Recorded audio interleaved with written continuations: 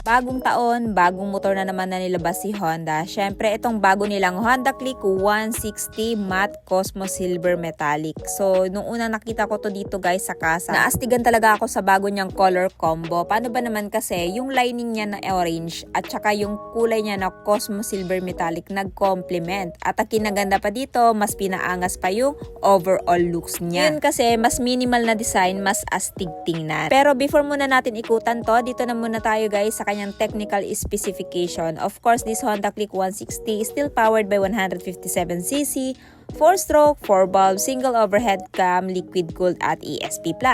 Ito ay may lakas na 11.3 kilowatts at 8,500 RPM and max torque of 13.8 Nm at 7,000 RPM. Meron din itong compression ratio guys na 12.0:1. Ang kinaganda kasi pag liquid-cooled ang isang motor, kahit na ibiyahe mo yan, kahit malayo pa yung pupuntahan ninyo, as long as chinecheck mo yung coolant level ng motor na to, hindi to mag-overheat. Siyempre dito sa headlight guys, color combo niya, matte black, glossy black at matte Cosmo Silver Metallic plus yung kanyang bagong lining na orange. So naka-LED pa rin naman guys yung kanyang headlight maging yung kanyang turn signal light. Ating naman sa baba, of course this one guys still ginamitan pa rin ng telescopic fork suspension with single hydraulic disc brake, single pad piston brake caliper na brand ay Tokiko at syempre pagdating sa kanyang mags, colored na rin. At ito guys ay merong tire size na 100 by 80 by 14, tubeless kaya naman kahit mapako hindi basta-basta flat. At syempre, basta Honda Click, meron siyang park brake lock. Kapag naka-engage to sa mga incline na lugar, hindi na basta-basta dadaos-dos tong motor na to. Kaya napaka-importante na merong tayong park brake lock para hindi madaling matumba yung motor natin. At ito yung kanyang side profile guys. Talagang napakaganda ng looks. At syempre, hindi pa rin naman tinanggal yung kanyang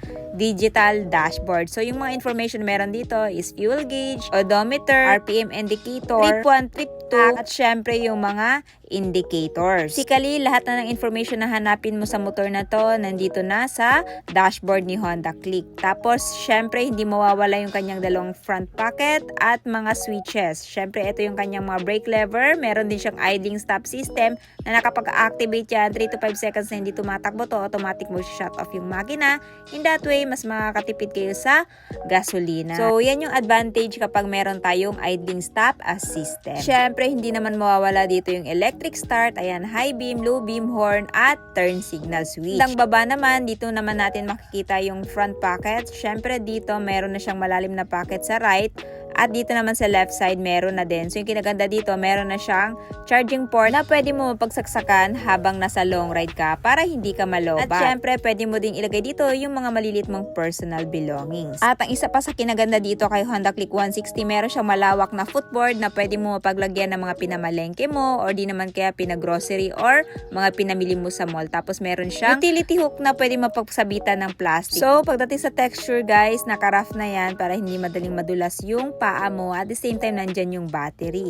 So, dito sa side guys, eto naman yung kanyang mahabang decals which is merong minimal design na Click 160. Pagdating naman sa side stand, this one guys is side stand skill switch at sa foot peg naman naka-alloy na yan. So nandyan yung air filter at syempre yung crankcase center stand at yung monoshock suspension. If ever idudual shock yan ni Honda by next year, gugustuhin nyo ba? Paki-comment naman sa baba. Syempre ito naman yung pinagmamalaki ni Honda pagdating sa mga seat cushion niya. Napaka-generous na, tapos naka-single tone yan at meron din siyang malaking under seat storage na pwede mo mapaglagyan ng mga gamit mo habang naglo-long ride ka. Pero kung hindi naman enough, pwede ka din mapakabit dito ng top box. Ayan, palitan mo lang yung bracket nitong Honda Click 160. Tapos guys, pagdating naman sa kanyang fuel tank capacity, meron siyang malaking fuel tank capacity na 5.5 liters at kaya nito umabot up to 46.7 km per liter. Base yan kay World Motorcycle Test Center. Kaya naman kung ita-times mo yan guys, sa 5.5 ay malayo-layo na rin mararating mo gamit tong motor na to. Tapos meron din siyang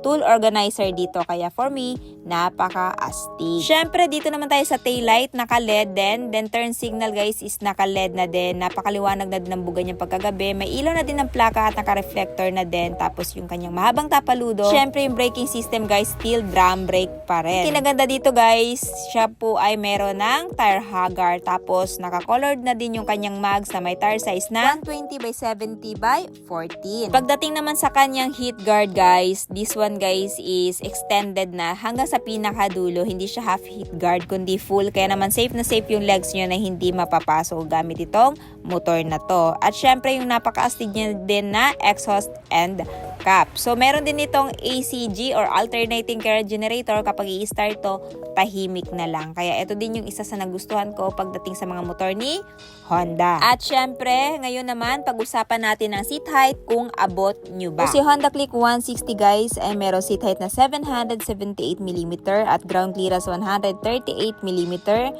At may timbang na 116 kilograms. Kaya naman, etong height natin na 5'5" abot na abot natin. So, kung meron kayong shorter height, mga 5 flat, kaya nyo din tong abutin at the same time. Napakadali na lang din ito i-maneuver o i-maneho dahil malawak din yung turning radius nito. At napaka-comfy din. Ayan, sakyan. Kaya naman sa mga nagpaplanong bumili dyan kay Honda Click 160, lalong-lalo na itong bagong model. Ito ngayon guys ay may presyo dito sa Honda Venus Marketing na spot cash 128,590. Pero kung gusto nyo ng installment, hulugan is 9,000. Monthly sa 3 years naman ay 1,506. Tapos meron siyang rebates na 200. Pero din kayo mapagpipilian na 6 months up to 36 months. Pili na lang kayo. At kung interested kayo guys, punta na lamang kayo dito sa Honda Venus Marketing, Sobrecari Street, Tagum City. Ano yung masasabi nyo sa scooter na to? Sulit ba siya sa presyo niya? At anong katangian na to kung bakit ito ay kukonsider nyo bilhin ngayong taon? Paki-comment naman sa baba.